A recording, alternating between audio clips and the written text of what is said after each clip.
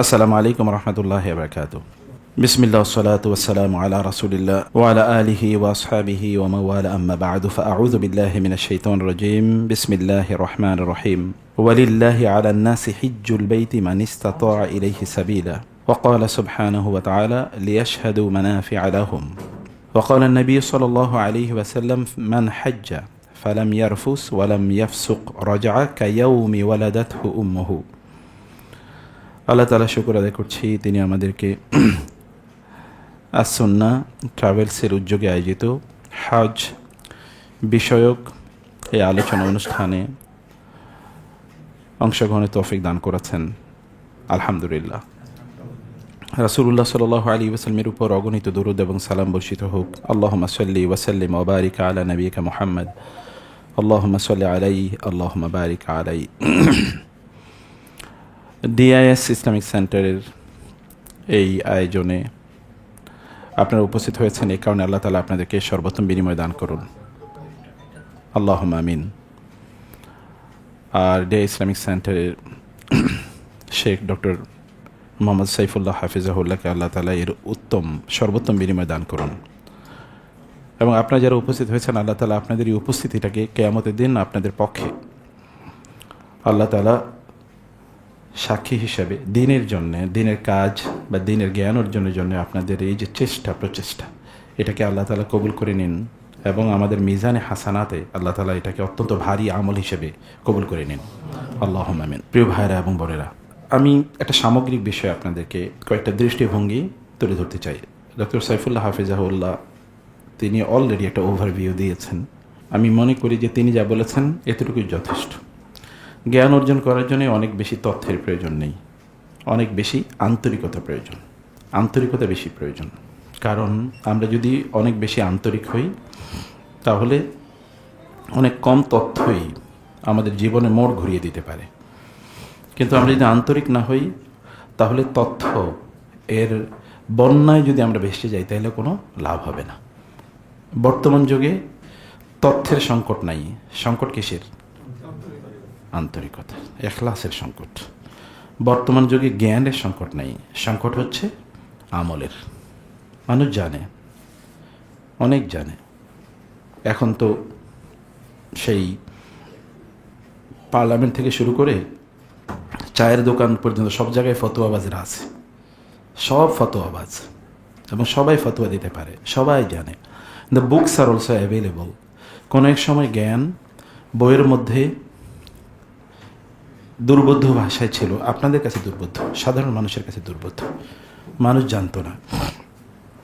কিন্তু এখন সেগুলো available in our own languages, আমাদের নিজেদের ভাষায় আপনি যে কোনো সময়ে জ্ঞান অর্জন করতে পারেন।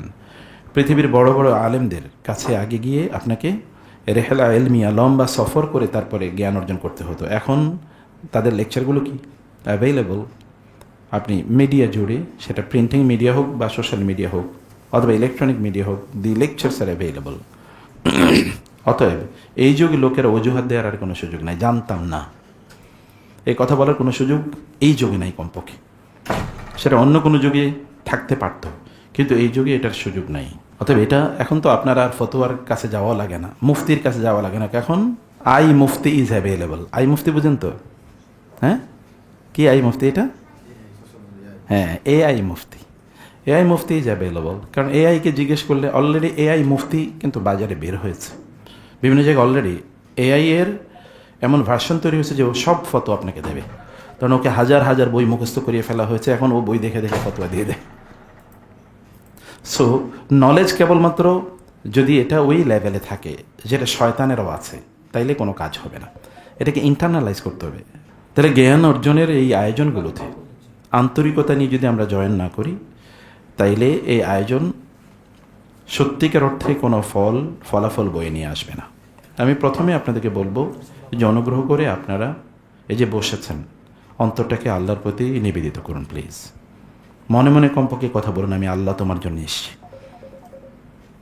কমপক্ষে কথা বলুন। কারণ সালাফরা তারা বলতেন, আলাজতু নাফসি 40 সানা, আমি আমার নফসকে 40 বছর পর্যন্ত ট্রিটমেন্ট দিয়েছি। কি জন্যে?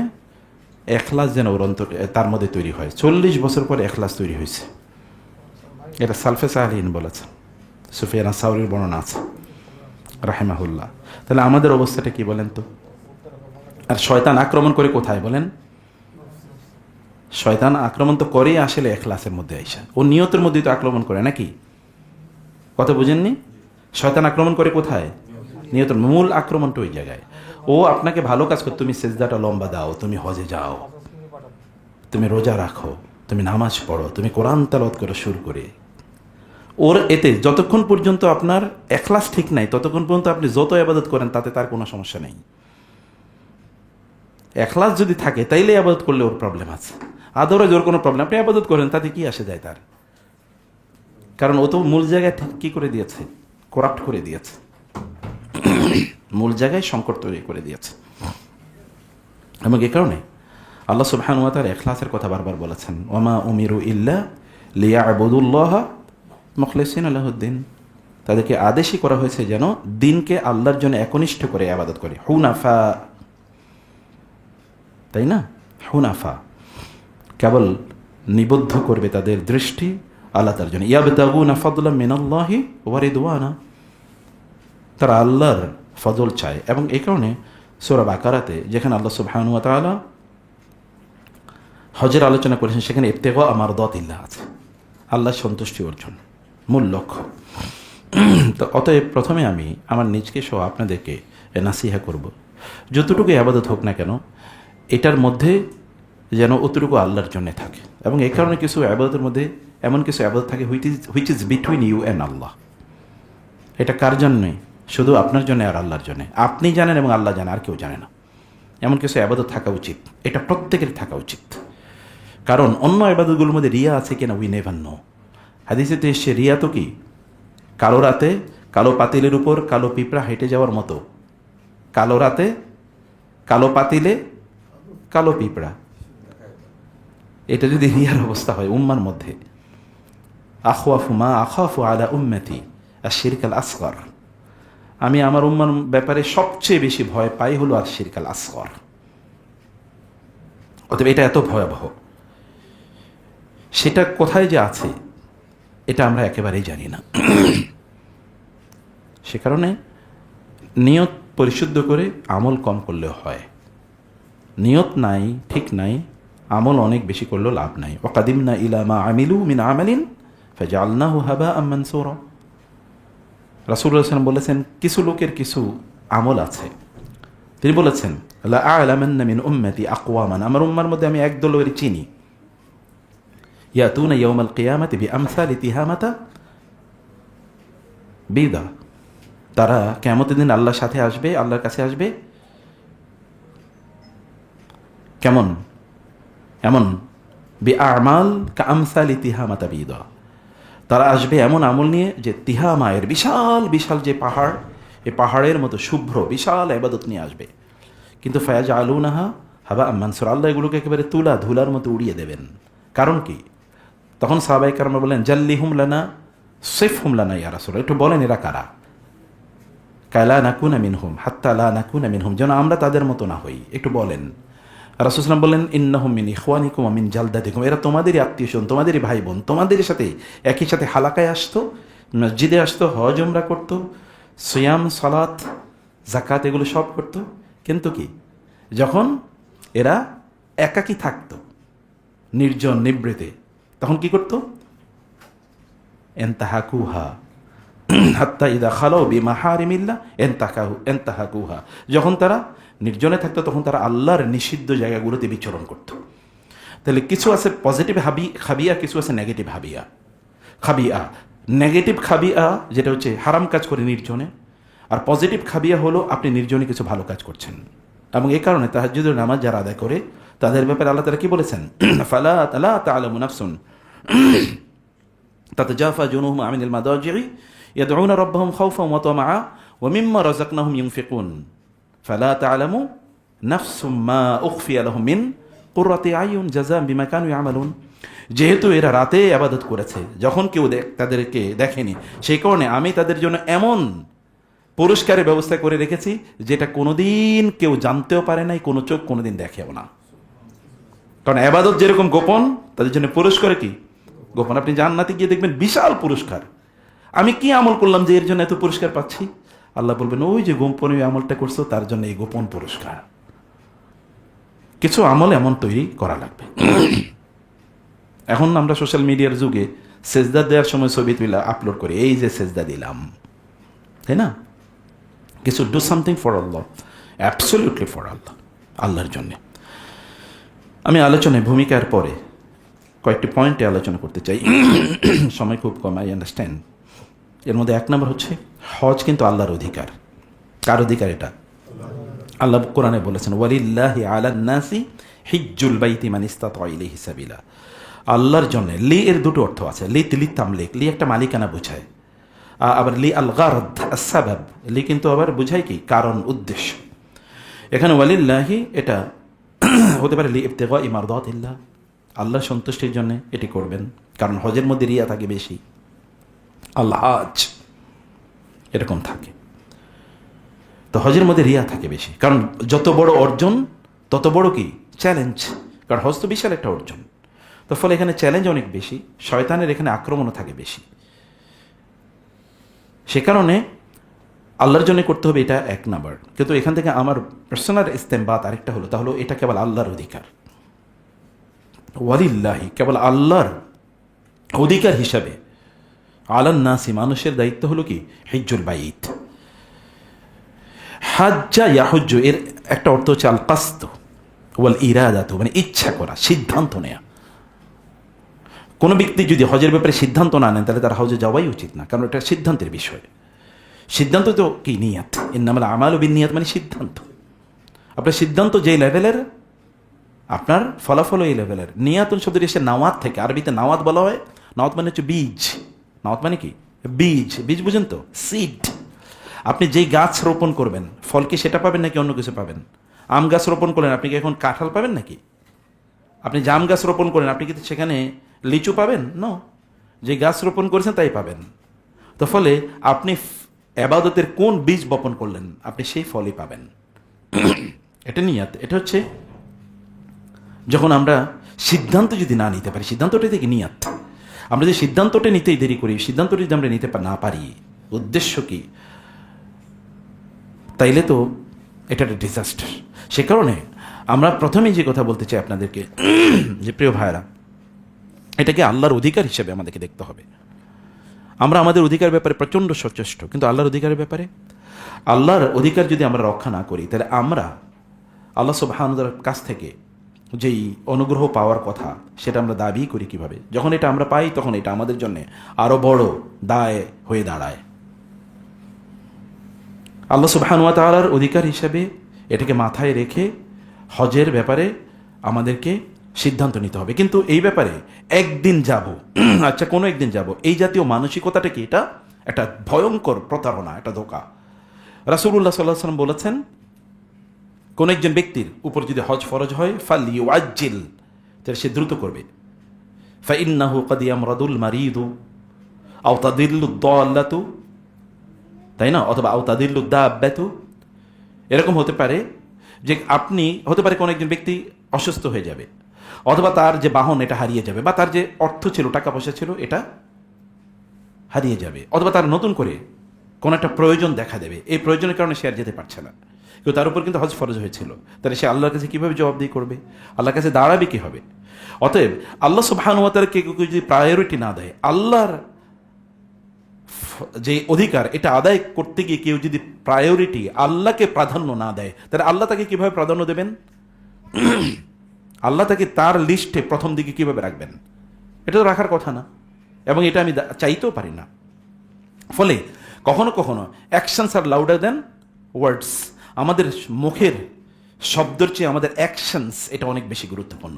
কেবল মুখে উচ্চারণ করলেই চলবে না যে আমি আল্লাহকে ভালোবাসি, আমি আল্লাহর অধিকার রক্ষা করতে চাই, এটা মুখে বললেই চলবে না, এটা আমাকে কাজে দেখাতে হবে। ঈমানটা কেবলমাত্র যেন আমাদের প্যাসিভ কনভিকশনের লেভেলে না থাকে, এটা কেবল তাসদিকের পর্যায়ে আছে। ঈমান মানে আমি ভিতরে ভিতরে বিশ্বাস করছি, কিন্তু এর কোনো অ্যাকশন নাই, কোনো কাজ নাই। বুঝতে পারছেন কিনা? এটা ভিতরে, যেমন আল্লাহ আমার রব, তিনি আমার সকল প্রয়োজন মেটাচ্ছেন, এবং আল্লাহ সুবহানাহু ওয়া তাআলা সব কিছু দেখছেন, এটা আমি ভিতরে ভিতরে বিশ্বাস করলাম। আর সব আকাম করে বেড়াইলাম, তাহলে ওই বিশ্বাসের সাথে এটা কি যাচ্ছে? এটা তো নেফাকি। বিশ্বাস করছি একটা, কাজ করছি আর একটা। আল্লাহ সুবহানাহু ওয়া তাআলাকে আমি ভয় করি, এটা মুখে বলে যাচ্ছি, কিন্তু আসলে একটা কাজও ভয়ের ভিত্তিতে আমি সম্পাদন করি না। তার মানে এখানে নেফাকি আছে। তার মানে এটা ইমানের লেভেলে এটা উন্নীত হয় নাই। এটা ওই যে ভেতরে একটা সুপ্ত বিশ্বাসের লেভেলে চলে গেছে, রয়ে গেছে। এটা ওই লেভেলে থাকলে চলবে না, এটাকে সত্যিকার অর্থে এই ইমানের লেভেলে নিয়ে আসতে হবে। আর সেটা তখন আমরা আনতে পারবো যখন আমরা আল্লাহ সুবহানাহু ওয়া তাআলার অধিকারকে আমরা প্রায়োরিটি দেব। আল্লাহ ডেকেছেন, অতএব আমি এটা দেরি করি কিভাবে? আল্লাহ সুবহানাহু ওয়া তাআলা, আমার তো কোনো প্রয়োজনে আমি দেরি করি না। আমার ব্যক্তি এই দুনিয়ার প্রয়োজনে আমি দেরি করি না, কিন্তু আমার সত্যিকার অর্থে যেই জীবন, সেই জীবনের প্রয়োজনে আমি একেবারেই আগাই না। এবং এই কারণে অধিকাংশ মানুষই তাদের নিজের উপর জুলুম করে।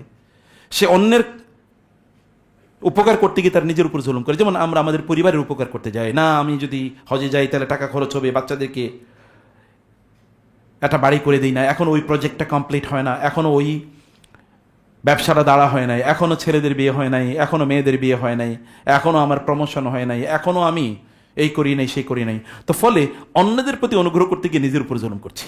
ওমা যালামুনা ওয়ালাকিন কানু আনফুসাহুম ইয়াজলিমুন। লোকেরা আল্লাহর উপর জুলুম করে না, কিন্তু তারা জুলুম করে তার নিজেদের উপর। একজন ব্যক্তি যখন আল্লাহ সুবহানাহু ওয়া তাআলা তার উপর এটা ফরজ করেন, যখন ফরজ হয় আল্লাহর দেয়া মূলনীতির আলোকে, মানিস্তাতা ইলাইহি সাবিলা, তখন ওই ব্যক্তির আল্লাহর ডাকে দ্রুত সাড়া দেওয়া উচিত। আল্লাহকে দেখানো উচিত যে আল্লাহ তুমি ডেকেছো, আমি ডাকে সাড়া দিচ্ছি। ওয়া ইযা সাআলাকা ইবাদি আন্নী ফাইন্নী করিব উজিবু দাওয়াতাদ দাঈ ইযা দাআনি ফালিয়াস্তাজিবু লি। আপনি আল্লাহকে ডাকলে আল্লাহ সাড়া দেবেন কখন? যখন আপনি আল্লাহর ডাকে সাড়া দেন। ফালিয়াস্তাজিবু, at least they should try to respond to my invitation. আমার ডাকে সাড়া দেওয়ার জন্য তাকে চেষ্টা করা দরকার। আল্লাহ ইস্তিজাবা, আর আল্লাহ ইনস্ট্যান্টলি তিনি কি আমার ডাকে সাড়া দেন। তার আল্লাহ সুবহানাহু ওয়া তাআলা তিনি যখন আমি তার দিকে হেঁটে যাই তখন তিনি দৌড়ে আসেন আমার দিকে। হাদিসে কুদসিতে এসছে, যখন আমরা হেঁটে যাই তখন তিনি কি করেন? দৌড়ে আসেন। তাহলে আল্লাহ সুবহানাহু ওয়া তাআলা তিনি তো আপনার জন্য এটা করছেন, তাই আপনি আল্লাহ সুবহানাহুর জন্য কি করছেন? আল্লাহ ফরজ করে দিতে তারপর আপনি বলেন না পরে না পরে না পরে। আত-তাসউইফ, এটা আত-তাসউইফ সাউফা, এটা মিনাশ শয়তান। এটা হচ্ছে জুনদু মিন জুনুদিশ শয়তান। শয়তানের একটা অন্যতম প্রধান অস্ত্র কি? পরে। আপনি যতক্ষণ পর্যন্ত কাজটা না করবেন, ওতে আপনি যত বলবেন পরে পরে, শয়তানের কোনো আপত্তি নাই। আপনি বলেন আমি আগামী বছর 1000টা হজ করব, ওর কোনো আপত্তি নাই। বুঝতে পারেন নাই? কথা বুঝেন নাই আপনার আমার? পরে করবেন তো, ওর সমস্যা কি? আমি বেঁচে থাকবো আরো 200 বছর, আমি 10,000 উমরা করব, ওর কোনো আপত্তি নাই। ও আপনাকে বাবা দেবে, প্রয়োজন একটা বিশাল বড় কি রিসিপশন, আপনার জন্য গ্র্যান্ড রিসিপশন ওইখানে আয়োজন করবে, আসো তোমার সেলিব্রেট করি, কারণ তুমি 1000 উমরা করার সিদ্ধান্ত নিছো। যতক্ষণ আপনি না করবেন ততক্ষণ ওর কোনো টেনশন নাই। ও আপনাকে বলবে করো করো, ঠিক আছে সিদ্ধান্ত করো করো। Big plan is a part of শয়তান। অনেক কিছু করব কিন্তু একটা করে না। নো, আমি এখনই করছি, ছোট্ট করে করবো, ক্ষুদ্র করে করবো, আমি এখনই করব। আমার উপর হজ ফরজ হয়েছে, আমি এখনই করব। অতএব শয়তানের অস্ত্র, ওর হাতে অস্ত্র তুলে দিয়েন না এবং শয়তানকে বিজয়ী হতে দেবেন না। ঠিক আছে, আমার এটা 28 দিলে তো গরম হবে, এটা 26 দাও। 28 এটা উপরে উঠিয়ে দিতে বলছিলাম। তাহলে কি হচ্ছে প্রিয় ভাইরা, সেজন্য বলছি যে এটা একটা ভয়ঙ্কর প্রতারণা। আল্লাহর সাথে প্রতারণা করবেন না, কেউ না। অনলাইন অফলাইনে যারাই আছেন কেউ করবেন না। সামর্থ্য হয়েছে, আল্লাহ কি জানেন না আমার সামর্থ্য আছে কিনা? জানেন কিনা? কিছু কি আল্লাহর কাছে গোপন করা যায়? হ্যাঁ, ইয়ালামু মা তুসিররুনা ওয়া মা তু'লিনুন। তোমরা যা গোপন করো, যা প্রকাশ্য করো, তা সবই তিনি জানেন। ওয়া ইয়ালামু খাইনাতাল আয়ুন ওয়া মা তুখফিস সুদূর ইন্নাল্লাহা আলিমুম বিযাতিস সুদূর। মানুষের অন্তরে গোপন মণিকোঠায় কি আছে এটাও তিনি জানেন, এটাও তিনি জানেন। তার কাছ থেকে কোনো কিছু গোপন নাই। ও আখফা, তিনি জানেন আখফা, তোমার কাছেও যেটা গোপন, আপনার কাছে জিনিসটা গোপন, আপনি নিজেও জানেন না, কিন্তু এটা আল্লাহ জানে। আপনার ব্যাপারে আপনি জানেন না, কিন্তু জানেন কে? আল্লাহ সুবহানাহু ওয়া তাআলা। অতএব তাকে ধোঁকা দেয়। ইউখাদিউনা আল্লাহ ওয়া হুয়া খাদিউহুম, ইউখাদিউনা আল্লাহ ওয়াল্লাযীনা আমানু ওয়া মা ইয়াখদাউনা ইল্লা আনফুসাহুম। ওরা নিজেদেরকে ধোঁকা দিচ্ছে, আল্লাহকে ধোঁকা দিতে চায়। আল্লাহকে বলেন পরে, আপনাকে আল্লাহ সুবহানাহু পিছনের কাতারে রেখে দেবেন। যাও, তুমি যেহেতু আমাকে বলছো পরে, আমিও তোমার পরের কাতারে রাখলাম। পরের কাতারে আল্লাহকে সুবহানাহু ওয়া তাআলাকে রাখবেন না। আল্লাহ সুবহানাহু ওয়া তাআলাকে প্রায়োরিটি দেন প্লিজ। 3 নম্বর যে বিষয়টি প্রিয় ভাইরা, 2 নম্বর আমি বলছি, এটা বলবেন না পরে। পরে বলা এটা কার অস্ত্র? শয়তানের অস্ত্র। শয়তানকে বিজয়ী হতে দেবেন না, পরে বলবেন না। যখন এই কারণে আপনি জানেন রাসূল সাল্লাল্লাহু আলাইহি ওয়াসাল্লামকে যখন প্রশ্ন করলো সর্বোত্তম ইবাদত কি, তিনি বলেছেন as-সালাতু আলা ওয়াক্তিহা, ওয়াক্ত হয়েছে নামাজ আদায় করা, তাই না? তোমরা সালাসাতুন লা তুআখিরুহুন্না, 3টা জিনিসকে তোমরা দেরি করবা না। এটা দেরি করা যায় না, এটা দেরি করাই যায় না। এবং 3 নম্বর যে বিষয়টি বলতে চাই তা হলো যে কোন বয়সে হজ করা উচিত। আপনাদের কি মনে হয়? আচ্ছা, হজের উদ্দেশ্য কি? আমার নিজকে পরিবর্তন করা। এখন আমি গর্তের কিনারায় গিয়ে দাঁড়ায় আছি, বুঝেন নাই? একেবারে মারা যাবো এরকম একটা ভাবে যে আমি হজ করে এসে লাভ কি, আমার পরিবর্তন হইল কি? হজ তো মানুষ তার জীবনকে পরিবর্তন করার জন্য, তো পরিবর্তনের সময় তো আপনার নাই। আর এমন একটা বয়স এখন আপনি দাঁড়িয়ে নামাজ পড়তে পারেন না, কোমর ব্যথা, পিঠ ব্যথা, এখন আপনি সবকিছু ভুলে যান, এই সময় গেছেন হজ করতে। এটা আইসা পরিবর্তন ঠিকই। আপনার জীবনকে হজ তো আপনাকে কি করে রিওরিয়েন্ট করে, আপনার কম্পাস অফ ইউর লাইফ এটাকে আবার কি ঠিক করে দেয়, আপনার জীবনকে পরিবর্তন করে দেয়, আপনাকে নতুন করে ভাবতে শেখায়, এবং আপনার জীবনে যে গতি প্রকৃতি ছিল তা চেঞ্জ করে দেয়, আপনার দৃষ্টিভঙ্গি চেঞ্জ করে দেয়। এখন আপনার দৃষ্টিভঙ্গি ডেভেলপই করে না, এমন একটা পর্যায়ে আছে যে আপনি কাউকে চিনতেছেন না এখন। তো এই বয়সে আপনি হজ করে লাভ কি? পরিবর্তন করার মতো সময় তো আপনার সামনে থাকতে হবে। এটা তো একটা বিশাল এন্টারপ্রাইজ। এই এন্টারপ্রাইজ বা এটা একটা বিশাল বড় কি অ্যাচিভমেন্টের ইস্যু। এই অ্যাচিভমেন্টটা আপনার নিজের এনজয় করতে হবে, এটা আপনার নিজের জীবনে ইমপ্লিমেন্ট করতে হবে। ইমপ্লিমেন্ট করার মতো যথেষ্ট পরিমাণ সময় আপনার লাগবে। আপনি সেখানে গিয়ে সিদ্ধান্ত নিয়েছেন যে আমার জীবন আমি এরকম করব, এরপরে এসে দেখেন আপনার আর জীবন চলেই না। আপনি বলছেন যে আমি তাহাজ্জুদের নামাজ কি 2 ঘন্টা পরে তাহাজ্জুদ নামাজ পড়বো, 1 ঘন্টা দাঁড়িয়ে থাকার পরে এরপরের দিন আপনার হসপিটালাইজ করা হইতেছে কারণ আপনার পা ফুলে গেছে, ব্যথা। তাইলে আপনি পরিবর্তন করবেন কোথায়? আপনার নিজকে পরিবর্তন করার তো কোনো জায়গা নাই। অতএব এমন সময় আপনার হজ করতে হবে যে সময় আপনার উপর ফরজ, যদি পরে ফরজ হয় সেটা ভিন্ন কথা, কিন্তু ফরজ হয়ে গেছে এরপর আপনি দেরি করছেন, এটা তো পরিবর্তনের জায়গায় আপনি আপনার নিজকে নিয়ে গেলেন না। আল্লাহ তাআলা ইন্টেনশন জানেন না, নিয়ত তো জানেন নাকি আল্লাহ সুবহানাহু ওয়া তাআলা। অতএব এমন বয়সে আমাদের যাওয়া উচিত যেই বয়সে আমাদের নিজেদেরকে আমরা পরিবর্তন করতে পারবো, আমরা একটা ঝাঁকুনি দিতে পারবো আমাদের নিজেদের মাঝে এবং অন্যদের মাঝে।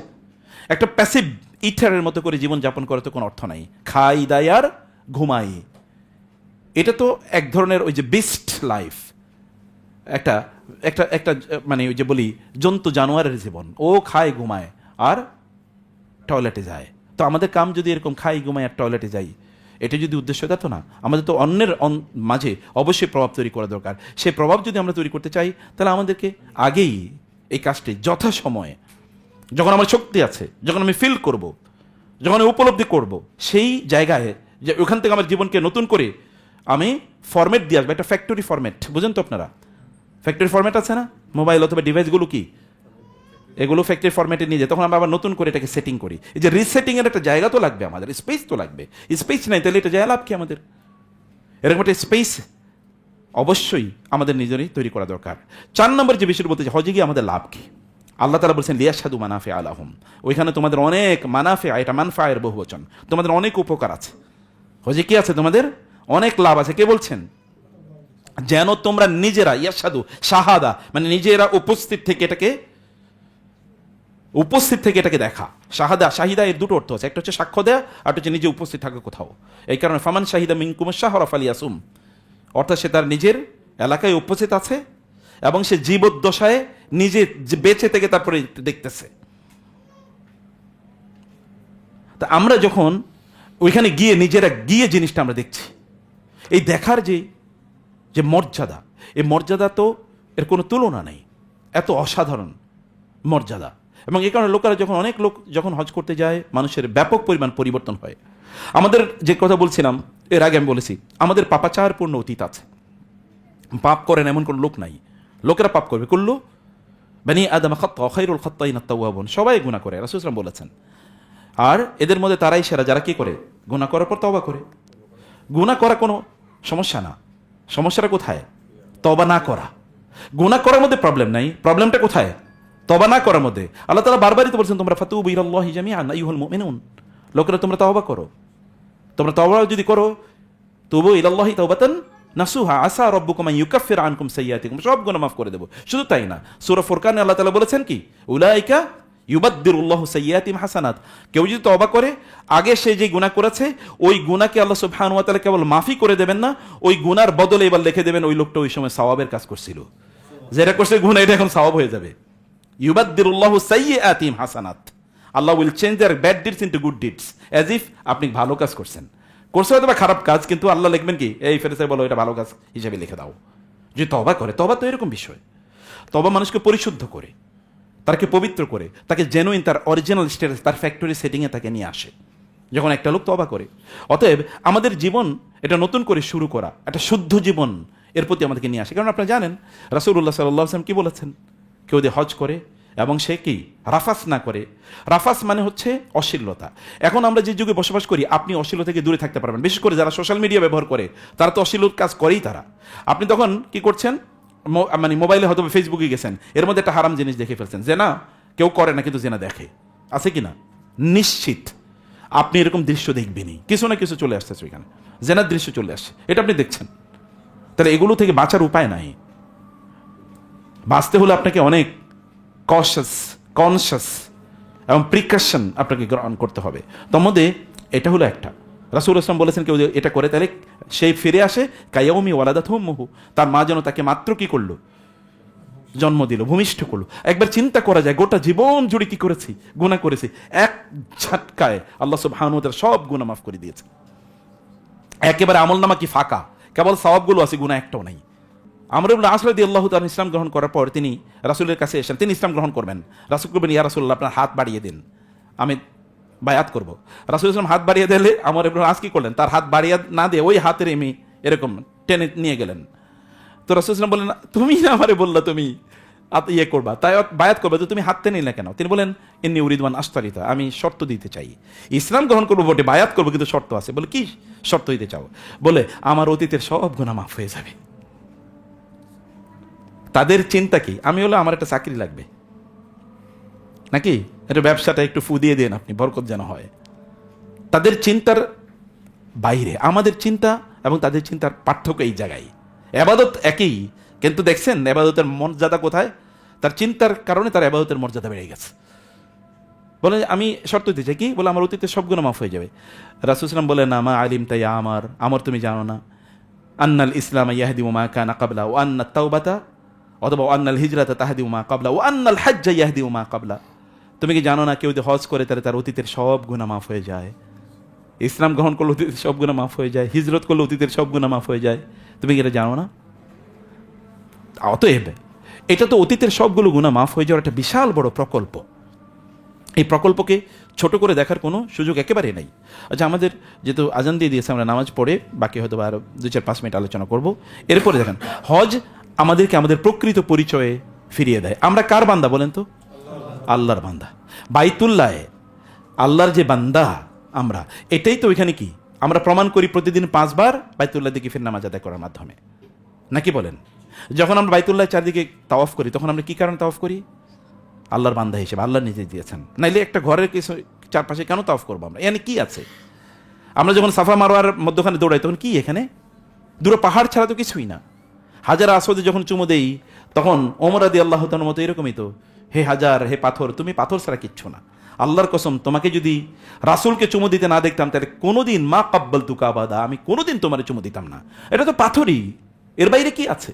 আমরা যখন আরাফাতে উপস্থিত, এটা একটা প্লেন ল্যান্ড, নাথিং এলস। এটাকে বলে একটা উন্মুক্ত মাঠের বাইরে কিচ্ছু না। মুজদালিফায় কঙ্করের উপর আমরা শুয়ে থাকি, কি এটা? এখন যে আপনি মুজদালিফায় শুয়ে থাকেন তো কোনো কাম আছে? আরাফাতের ময়দানে এখন 1 বছর থাকেন তো গিয়ে, শুধু 9 তারিখে থাকবেন আর থাকেন সারা বছর, কোনো কাজ আছে ওইখানে? কিছু, নাথিং ইজ দেয়ার, সেখানে কোনো কিছুই নাই। পাথর যখন আমরা মারি জামারাতে, ওইখানে কি শয়তান থাকে নাকি? শয়তানের বাইন্দা রাখা হয়েছে ওইখানে? নো। তাহলে এগুলো সব কিছু কি আল্লাহর কাছে আত্মসমর্পণ। আমাদের যে প্রকৃত পরিচয় কি, হুয়া সাম্মাকুমুল মুসলিমিন, প্রকৃত পরিচয় হচ্ছে আল্লাহর কাছে আত্মসমর্পণ। উদখুলু ফিস সিলমি কাফা, পরিপূর্ণভাবে তোমরা আত্মসমর্পণ করো। এই যে আত্মসমর্পণ, আমরা যে আল্লাহর বান্দা, এই যে আমাদের আইডেন্টিটি, এই পরিচয়টা আমরা ওইখানে গিয়ে নতুন করে শিখি। বিশ্বাস করুন, এটা যদি আপনি না বুঝেন, আপনারা যদি না বুঝেন, তাইলে এই ইবাদত করে লাভ নাই। ফিলিংটা নিজে বুঝতে হবে যে আমি কেন এই কাজটা করছি। এবং অনেক লোক তারা যদি এই ফিলটা, এই উপলব্ধিটা যদি তার নিয়ে যেতে পারে, তাহলে তার জীবন ওখান থেকে পরিবর্তন হয়ে আসে, তাহলে তিনি একজন নতুন মানুষ হয়ে আসেন।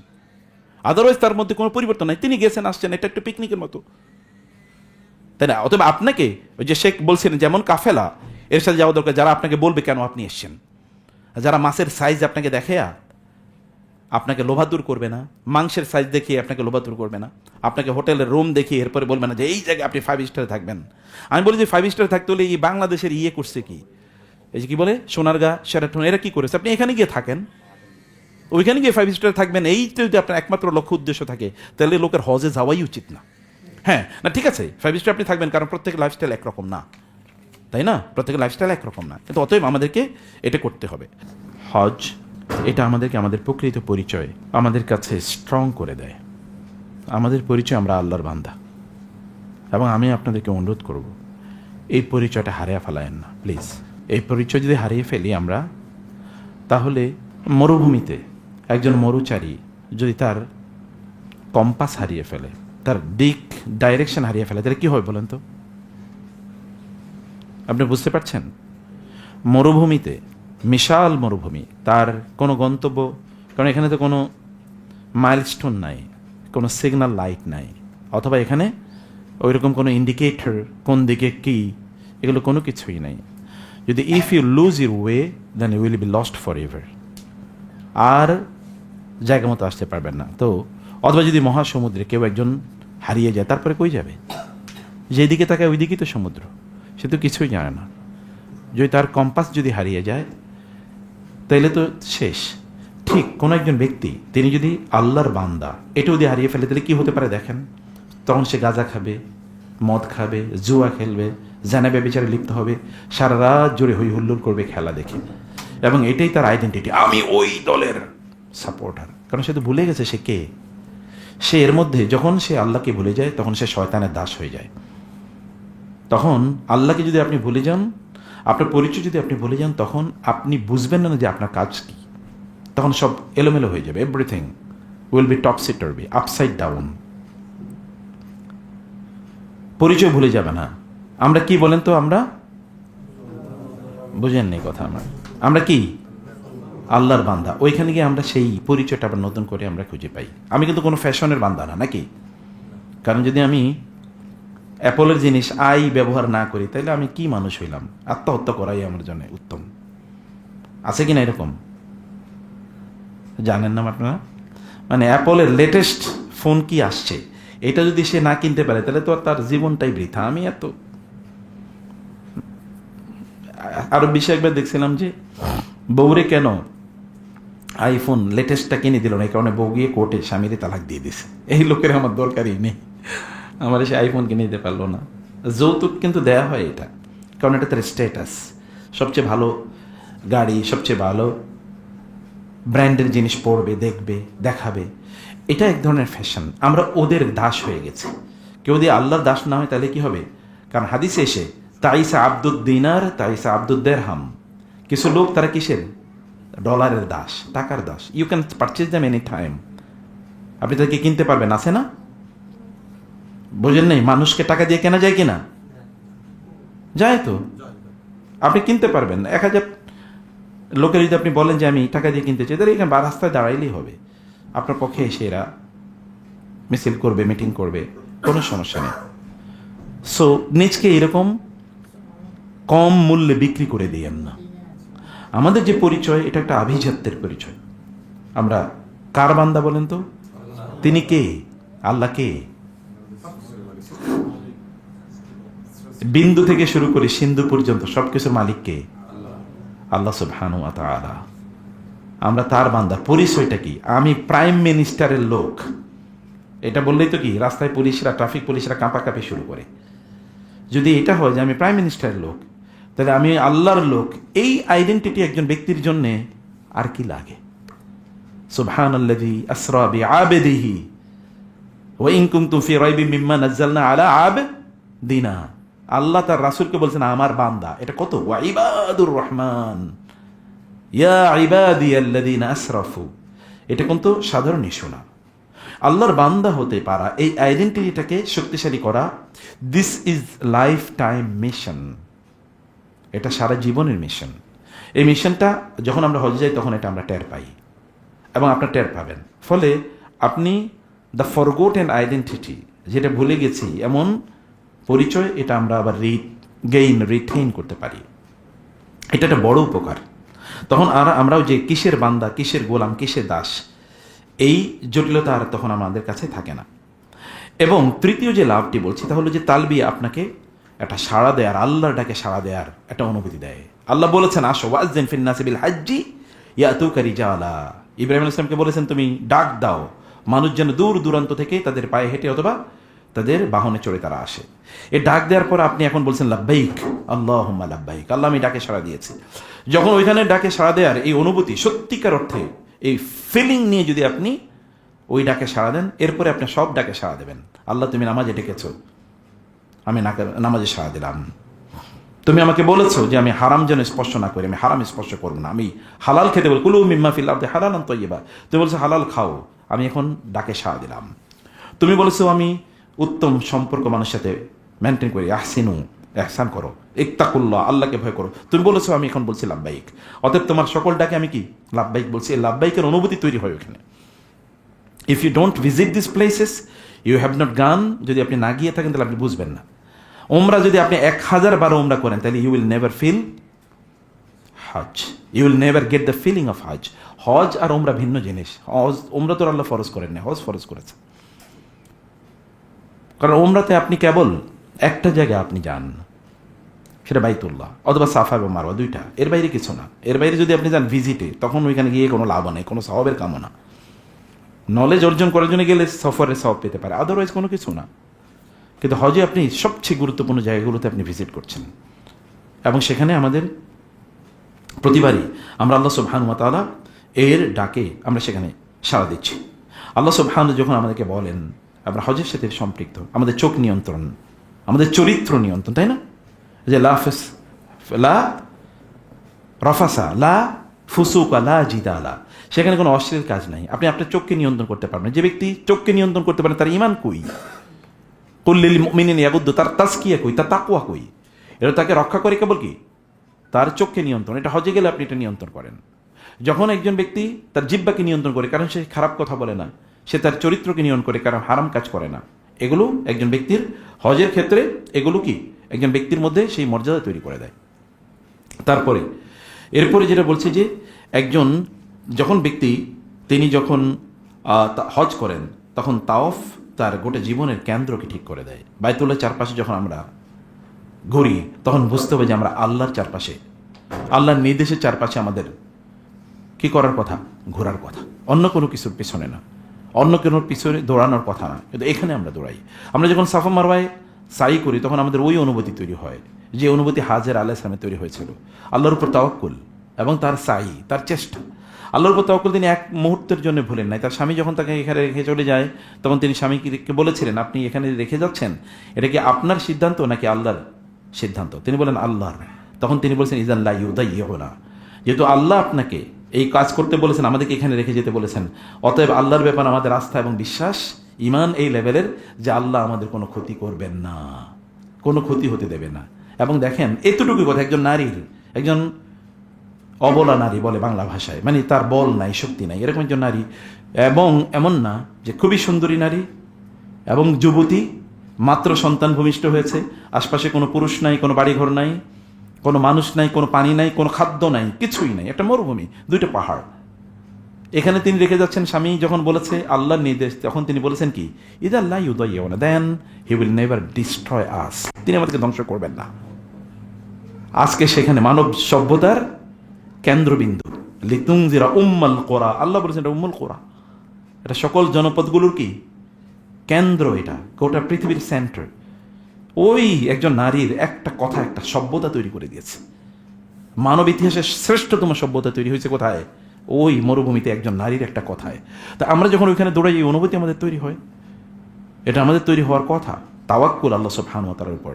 এবং দেখেন এরপরে আল্লাহ সুবহানাহু ওয়া তাআলা জিবরিলকে পাঠিয়ে দিয়েছেন ওইখানে পানির ব্যবস্থা করতে, এবং অন্যান্য জাতিপুঞ্জকে বলছেন আসো তোমরা এখানে থাকো, এবং ওনার সাথে চুক্তি করে থাকতে হয়েছে যে ঠিক আছে এই পানি আপনারই নিয়ন্ত্রণে থাকবে, চুক্তি করে থাকতে হয়েছে। এটা আল্লাহ সুবহানাহু ওয়া তাআলা করেছেন একজন নারীর তার ইয়েতে। আমরা যখন ওইখানে ধরেন, যখন আমরা আরাফা মুজদালিফা মিনায় যখন আমরা যাই, সেখানে আমাদের অনুভূতিগুলি তৈরি হয় কি আরাফাতে আপনি যখন আল্লাহকে ডাকেন, কাঁদেন, আমি অনেক মানুষকে দেখি জীবনে কোনোদিন কাঁদে না, কিন্তু আল্লাহ আরাফাতে কেঁদেছে। অনেক মানুষকে দেখেছি দোয়া কি করে করবে এটা জানে না, কিন্তু আরাফাতে সে দোয়া করেছে। এমন বহু লোকের দেখেছে আরাফাতে তার জীবন পরিবর্তন হয়ে গেছে, তাই না? আরাফাতে গিয়ে সে আরাফা ইয়ারিফু রব্বাহু, তার রবকে সে চিনে ফেলেছে, তার রবকে। এটা কিভাবে বুঝাবে? যে ওইখানে যায় না সে কেমনি বুঝবে যে আরাফাতটা কি, এতটুকু সময়টা কি? আল হাজ্জু আরাফা, রাসূলুল্লাহ সাল্লাল্লাহু আলাইহি ওয়াসাল্লাম বলেছেন হজ মানে আরাফাতে উপস্থিতি। এটা তিনি কীভাবে বুঝবেন? আরাফাতে যখন তিনি যান, যখন তিনি দুহাত তুলে আল্লাহর কাছে প্রার্থনা করেন, আল্লাহ তাআলা তার সব গুনাহগুলো মাফ করে দেন। আরাফাতের ময়দানে এত পরিমাণ লোকের তিনি মাফ করেন। রাসূলুল্লাহ সাল্লাল্লাহু আলাইহি ওয়াসাল্লাম কোনো একটা গোষ্ঠীর তাদের বকরির পালের কথা বলেছেন, তাদের যে পশম আছে তত পরিমাণ লোকে বা তার চেয়ে বেশি লোকের আল্লাহ তাআলা ক্ষমা করে দেন। কি পরিমাণ লোকের ক্ষমা করে দেন! আরাফাতের দিন রোজা রাখলে যদি একজন ব্যক্তির 2 বছরের নন হাজির 2 বছরের গুনাহ মাফ হয়ে যায়, তাহলে যিনি হজ করতে ওইখানে উপস্থিত আছেন তার মর্যাদার লেভেলটা কি আল্লাহর কাছে? এই লেভেল কোনো তুলনা আছে? যখন আমরা মুজদালিফায় থাকি, এই আল্লাহকে বলি যে আল্লাহ দেখো দিনহীনভাবে তোমার কাছে উপস্থিত হয়েছে, এটা একটা মর্যাদার প্রতীক। আল্লাহর কাছে আত্মসমর্পণ মর্যাদার প্রতীক। মুজদালিফায় উপস্থিত হওয়া এটা একটা মর্যাদার প্রতীক। সেখান থেকে যখন আমরা জামারাতে আসি, শয়তানকে পাথর মারি। আসলে তো শয়তানকে পাথর মারি না, ইনসাইড শয়তানকে, আউটসাইড শয়তান না। শয়তান তো রোমানে নাই, অথবা থাকলে ওরে আমরা দেখি কিভাবে, কিন্তু ভেতরের যে শয়তানি অনুভূতি, এটাকে পাথর মারা। এই অনুভূতি যখন আপনার জাগে, যেটারে আপনি নিজেই পাথর মারলেন সেটাকে আবার আপনি হৃষ্টপুষ্ট করবেন, খাদ্য দেবেন, তা তো আপনি করবেন। রিপু নফসকে আমরা, যে নফস আমাকে খারাপ কাজের নির্দেশ প্রদান করে, সেখানে আমরা তাকে পাথর মারি। এই কাজগুলো সেখানে একজন ব্যক্তি করে থাকে।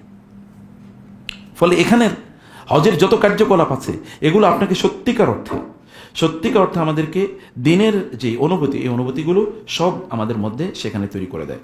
এবং প্রিয় ভাইয়েরা বোনেরা, কোনো একজন ব্যক্তি হজে গিয়ে মূলত তার চরিত্র তৈরি হয়, মূলত তার চরিত্র। আপনি ওইখানে গিয়ে গরম লাগছে, না খেয়ে আছেন, এগুলো অনেক কিছু, কিন্তু ধৈর্য কি জানেন? প্রচণ্ড ঝঞ্ঝা বিক্ষুব্ধ কোনো রাতে আপনি ছাতা মাথায় দিয়ে মসজিদে গেলেন নামাজ আদায় করার জন্য, অথবা যুদ্ধের ময়দানে শত্রুরা চারদিক থেকে ঘিরে রেখেছে, আপনি জানেন যে এখানে আপনার বেঁচে আসার সুযোগ নাই, তারপর আপনি তরবারি চালাচ্ছেন আল্লাহর দ্বীনকে বুলন্দ করার জন্য। আমর ইবনে জামুহ, তিনি বৃদ্ধ একজন সাহাবী, তার 3 ছেলে ইসলাম গ্রহণ করেছে। ছেলেরা বাবা বললেন যে আমি বদরের যুদ্ধে যেতে চাই, ওহুদের যুদ্ধে যেতে চাই।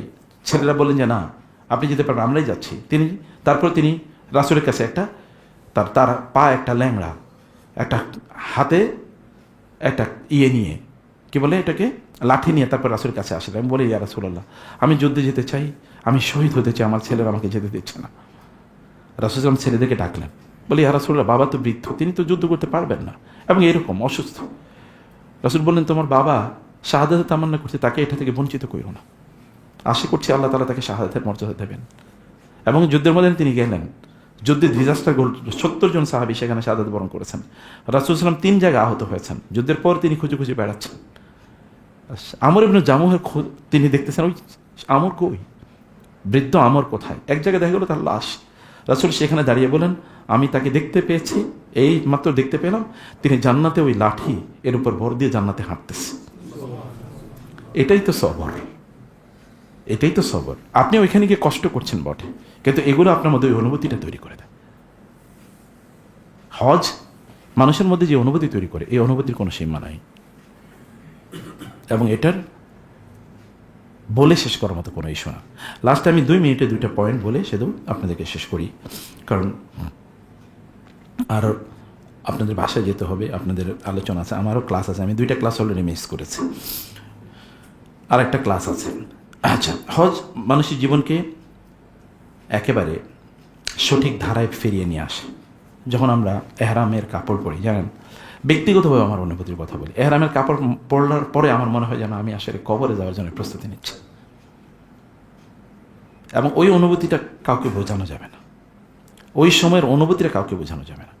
এবং আল্লাহর কসম, কোনো একজন মানুষ তিনি যদি হজের এহরামের কাপড় পরার পর এই অনুভূতিটা যদি তিনি নেন, তাহলে তার ঈমানের শ্রেষ্ঠতম সময় তিনি অতিক্রম করেন। এর চেয়ে উত্তম কোনো সময় হতে পারে না, আপনি যখন এহরামের কাপড় পরে মিনা, মুজদালিফা, আরাফায় অবস্থান করেন, এর চেয়ে উত্তম সময় কি হতে পারে মানব জীবনে? এর চেয়ে উত্তম সময় মানব জীবনে কি হতে পারে? কারণ তার রবের সাথে তার চূড়ান্ত লেভেলের সম্পর্ক তখন। আর আল্লাহর সাথে সম্পর্ক মানে কি? আলা বিযিকরিল্লাহি তাতমাইন্নুল কুলুব। আপনি দুনিয়াতে জান্নাত ফিল করতেছেন, as if you are living in paradise. ইন্নাল আবরার লাফি নাঈম। যারা আবরার আল্লাহ ওয়ালা, ওরা তো দুনিয়াতে জান্নাতে থাকে। আল্লাহ কেবল লাফি নাঈম বলেন না, নাঈমুল আখেরা বলেন, লাফি নাঈম। নাঈম এটা কিন্তু নাকেরা, নাকেরা মানে হচ্ছে নাঈম এই দুনিয়াতেও তার। ওয়াইন্নাল ফুজ্জার লাফি জাহিম। আর যারা পাপিষ্ট ওরা দুনিয়াতেই জাহান্নামে থাকে, আখেরাতে জাহান্নাম তো রয়ে গেছে। ওয়াইনালিল্লাযিনা কাফারু যানুবান, ওই যে আজকে শেখ এটা বলেছেন। এবং এটা অন্য জায়গায় ওয়ালা নুযিকান্নাহুম মিনাল আযাবিল আদনা দুনাল আযাবিল আকবারি লাআন্নাহুম ইয়ারজিউন। এই দুনিয়াতে ওদের জন্য শাস্তি আছে।